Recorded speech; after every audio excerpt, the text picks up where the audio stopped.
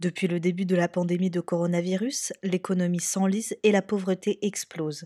1 million de Français ont basculé dans la pauvreté depuis le début de la crise, selon l'INSEE. Les revenus diminuent et les appels à la solidarité augmentent. Le Secours populaire a aidé en 2 mois 1 270 000 personnes contre 3 300 000 toute l'année. 45% des bénéficiaires étaient jusque-là inconnus de l'association. Au Secours populaire de la Vienne, les bénévoles voient arriver de nouveaux profils. Il y a eu beaucoup de jeunes étudiants étrangers qui étudiaient à Poitiers, qui étaient bloqués sur Poitiers, d'ailleurs qui sont toujours bloqués sur Poitiers, étudiants étrangers, étudiants non étrangers, des personnes seules, beaucoup de personnes seules qui avaient du mal à finir la fin de mois et que c'est encore plus compliqué pour eux. Beaucoup de personnes qui étaient à un emploi, on va dire, un emploi précaire ou un emploi, on va dire, temps partiel, qui au bout du compte ont tout perdu, donc là ils se retrouvent complètement au chômage. On a aussi des on va dire, entrepreneurs, les fameux personnes qui créent leur entreprise depuis peu de temps, ou même en 2020, et qu'au bout du compte, ça n'a pas décollé. 286 personnes sont venues aujourd'hui au Secours populaire pour récupérer des denrées alimentaires.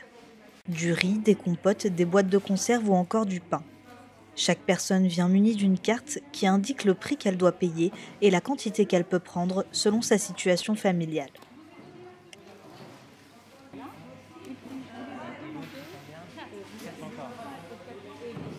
Ce que je peux vous dire, c'est qu'aujourd'hui, on avait déjà une population qui était fragile. Ceux qui sont fragiles sont encore plus fragiles aujourd'hui. On les retrouve dans des états assez compliqués. Et d'autres personnes qui n'étaient pas du tout habituées à venir au Secours populaire, et qui même pensaient jamais venir au Secours populaire, on les voit arriver.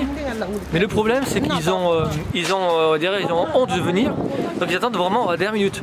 C'est-à-dire qu'ils arrivent vraiment au pied du mur. Ils n'ont plus rien, ils ont vraiment plus un frigo, plus rien à manger, plus rien sur la compte en banque. Ils nous voir. Alors que s'ils viendraient un peu plus tôt, ils seraient un peu plus à l'aise pour vivre cette crise. Mais le problème, c'est comme ils ont peur, ils ont honte, ils ne veulent pas venir, ils tardent un maximum. Donc ces personnes-là, on les voit arriver, mais ils sont en situation très critique. Parce que vraiment, pour qu'ils viennent, c'est que vraiment ils sont au bout du bout. Parce qu'ils ne pensaient jamais de leur vie venir chez nous, quoi. Pour les personnes qui se retrouvent en situation de précarité, de vulnérabilité du jour au lendemain, il peut être compliqué de se tourner vers les services sociaux et admettre avoir besoin d'aide, comme l'explique Anne-Laure Thiriot, assistante sociale. Je pense que c'est quand même très difficile pour les personnes de faire la démarche vers les services sociaux. Effectivement, là on les remet en situation de vulnérabilité, c'est pas simple de devoir demander de l'aide. C'est aussi quelque part un peu accepter la situation dans laquelle on est et ses difficultés. Donc effectivement, c'est pas une démarche facile. Et il est vrai que on a des gens qui ne nous sollicitent pas et qui vont finir par nous être orientés parce que leurs difficultés sont repérées par des associations. Des fois, ça peut être même des établissements scolaires. Voilà, et ils arrivent comme ça chez nous. Michael fait partie de ceux que la crise sanitaire a plongé dans la précarité. À 48 ans, Michael est intérimaire, il a toujours travaillé, mais avec la crise sanitaire, il s'est retrouvé au chômage. Les fins de mois sont difficiles pour ce père célibataire de 3 enfants.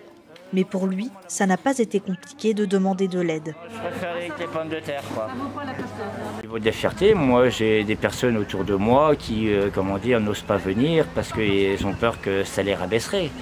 Moi j'ai pas ce souci-là.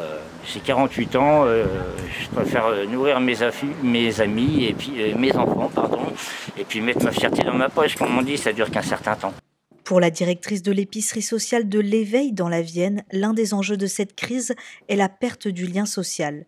Une situation qui se complique en temps de confinement. La problématique, c'est cette urgence sociale.